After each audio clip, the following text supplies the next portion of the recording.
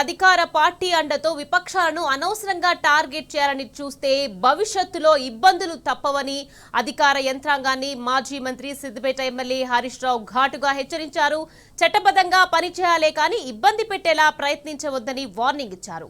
తాము అన్ని గమనిస్తున్నామని, ప్రతిదీ రికార్డు చేస్తున్నామని, ఏ పోలీస్ అధికారి ఏం చేస్తున్నాడో లెక్క పెడుతున్నామని హరీష్ రావు స్పష్టం చేశారు.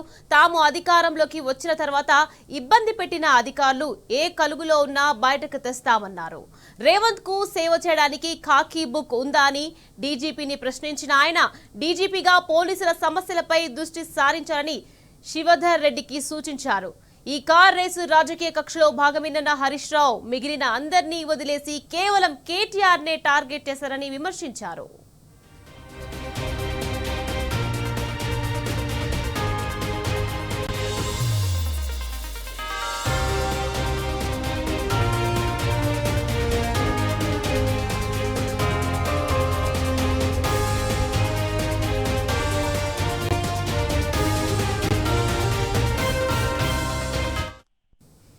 రైట్, ఇదే విదేశానికి సంబంధించి మరింత సమాచారాన్ని మా ఇన్పుట్ ఎడిటర్ సూరజ్ అందించేందుకు ఫోన్ లైన్ లో సిద్ధంగా ఉన్నారు. సూరజ్, చెప్పండి. అధికార పార్టీ అండతో విపక్షాలను అనవసరంగా టార్గెట్ చేయాలని చూస్తే భవిష్యత్తులో ఇబ్బందులు తప్పవని హరీష్ రావు గారు హెచ్చరించారు. దీనికి సంబంధించి అప్డేట్స్ ఏంటి సూరజ్? మాజీ మంత్రి సిద్దిపేట ఎమ్మెల్యే హరీష్ రావు ఇవాళ తెలంగాణ భవన్ లో మీడియాతో చిట్ చాట్ సమావేశం నిర్వహించారు. ప్రధానంగా కేసీఆర్ మీడియా సమావేశం తర్వాత ప్రభుత్వం ఒక డిఫెన్స్ లో పడిందని చెప్పేసి ఆయన అభిప్రాయపడ్డ పరిస్థితి కనిపిస్తుంది.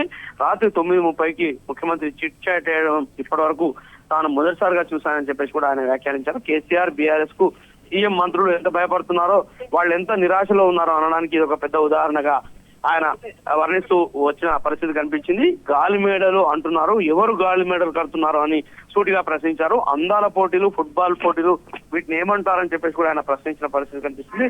ఇవి కాదా గాలి మేడలు అని చెప్పేసి కూడా ఆయన ప్రశ్నించారు. ఇక ముఖ్యమంత్రికి వాసు భయం పట్టుకుంది. గేట్లు మరమ్మతులు చేసి కూడా సచివాలయానికి పోవడం లేదు. కమాండ్ కంట్రోల్ సెంటర్ లో మంత్రులతో మీటింగ్లు, తన ప్యాలెస్ లో అంటే జూబ్లీ ప్యాలెస్ లో ఈ మీటింగ్లు పెట్టడం మినహా సచివాలయానికి పోవడం లేదు. ఆయనకు వాస్తు పిచ్చి పట్టింది. ఆయన ప్రభుత్వంలోకి రాకముందు మాట్లాడింది ఏంది, ఇప్పుడు చేస్తుంది ఏంది అని చెప్పేసి కూడా ఆయన తీవ్రంగా స్పందించిన పరిస్థితి కనిపించింది. మొత్తం మీద చూసుకుంటే కనుక అధికారుల వైఖరిని హరీష్ రావు తప్పుపట్టారు. ముఖ్యంగా పోలీస్ అధికారులు తెలంగాణ బాధితులను కావచ్చు లేదా బీఆర్ఎస్ కార్యకర్తలను కావచ్చు టార్గెట్ చేయడాన్ని ఆయన సీరియస్ గా పరిగణించారు. భవిష్యత్తులో తీవ్ర పరిణామాలు ఉంటాయని చెప్పేసి కూడా హెచ్చరించిన పరిస్థితి కనిపిస్తుంది. ముఖ్యమంత్రి మెప్పు పొందాలని మీరు ప్రయత్నం చేస్తే కుదరదు. మేము అన్ని కూడా నోట్ చేసుకుంటున్నాము. చట్ట ప్రకారం వ్యవహరించండి. మాకు నోటీసులు ఇవ్వడానికే మీరు పనిచేస్తున్నారా? అసలు ఏంటి మీ విధులు ఏంటి? కాకి బుక్ ఉందని చెప్పేసి డీజీపీ శివధర్ రెడ్డి వ్యాఖ్యానించారు. మరి కాకి బుక్ అంటే ఏంటి? దళితులకు సేవ చేయడానికి కాదా కాకి బుక్ ఉన్నది? ప్రజలకు సేవ చేయడానికి కాదా కాకి బుక్ ఉన్నది? కేవలం రేవంత్ రెడ్డికి సపరేట్ చేయడానికి, ఫుట్బాల్ మ్యాచ్ లో పహారా చేయడానికి మాత్రమే ఈ కాకి బుక్ ఉందా అని చెప్పేసి కూడా నిర్దేశించిన పరిస్థితి కనిపిస్తుంది. ఇంకా అక్రమ కేసులు పెట్టి అరెస్టులు చేస్తామని బెదిరిస్తే ఇక్కడ లొంగే వాళ్ళు ఎవరు లేరు, భయపడే వాళ్ళు ఎవరు లేరు అని చెప్పేసి కూడా తీవ్రంగా హెచ్చరిస్తున్నాం. అధిగా వ్యవహరించే పోలీస్ అధికారులు రిటైర్ అయినా, విదేశాల్లో ఉన్న, కేంద్ర సర్వీసులకు వెళ్ళినా కానీ పట్టుకొస్తాం. కాకి బుక్ ఉందని చెప్పిన డీజీపీ సంగారెడ్డి జిల్లా సజ్జాపూర్ లో ఏం చేస్తున్నారు? సజ్జాపూర్ లో ఒక దళిత కుటుంబానికి సంబంధించిన ఇల్లును కూల్చేస్తే కూడా పోలీసులు స్పందించని పరిస్థితి. ఇక కానిస్టేబుల్ కష్టాలు చూస్తూనే ఉన్నాము. వాళ్ళు తిరగబడే రోజులు దగ్గరనే ఉన్నాయి. కానిస్టేబుల్ సమస్యలపైన డీజీపీ శివధర్ రెడ్డి దృష్టి పెట్టకపోగా మాలాంటి వాళ్ళకు నోటీసులు లేదా రేవంత్ రెడ్డికి భజన చేయడం మినహా శివధర్ రెడ్డి చేస్తుంది ఏం లేదని చెప్పేసి కూడా తీవ్రంగా వ్యాఖ్యానించిన పరిస్థితి కనిపిస్తుంది.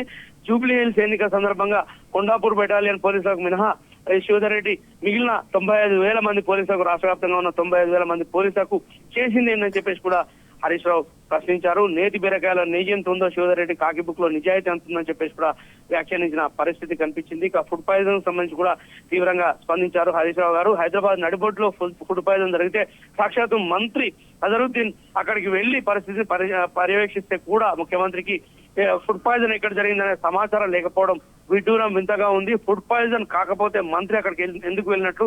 మేమైతే ఫుడ్ పాయిజన్ వెళ్ళిన చోటికి వెళ్ళడం జరిగింది. విద్యార్థుల పరిస్థితిని కూడా మేము సమీక్షించామని చెప్పేసి కూడా మాజీ మంత్రి హరీష్ రావు ఈ సందర్భంగా చిట్ చాట్ లో భాగంగా తన అభిప్రాయాలను షేర్ చేసుకున్న పరిస్థితి కనిపించింది. ఇక పాలమూరు రంగారెడ్డికి 45 టీఎంసీలకు డిపిఆర్ అప్రైజల్ చేయాలని ఉత్తమ్ కుమార్ రెడ్డి లేఖ రాసిన విషయాన్ని ఆయన ఖచ్చితంగా పేర్కొన్నారు. ఆధారాలతో సహా మాజీ మంత్రి హరీష్ రావు చూపించిన పరిస్థితి కనిపించింది. కాంగ్రెస్ వాళ్ళ మోసపూరితంగా వ్యవహరిస్తుంది, నీళ్ల విషయంలో అవగాహన లేకుండా వ్యవహరిస్తుంది, తెలంగాణ ప్రజల ప్రయోజనాలను పూర్తిగా పణంగా పెట్టిన పరిస్థితి అయితే చాలా స్పష్టంగా కనిపిస్తుంది. ఈ వైఖరి మారాలనే అభిప్రాయాన్ని ఆయన వ్యక్తం చేశారు. ఉత్తమ్ కుమార్ రెడ్డి అయినా కానీ, ముఖ్యమంత్రి అయినా కానీ తెలంగాణ ప్రజల సంక్షేమాన్ని పక్కకు పెట్టారు. అనవసరంగా రాజకీయంగా బుల్డోజ్ చేసే పరిస్థితి తప్ప నిజంగా నష్ట నివారణ చర్యలకు వాళ్ళు దిగడం లేదనే ఒక అభిప్రాయాన్ని కూడా వాళ్ళు వ్యక్తం చేసిన పరిస్థితి కనిపించింది. ఇక రైట్, థ్యాంక్ యూ సూరజ్.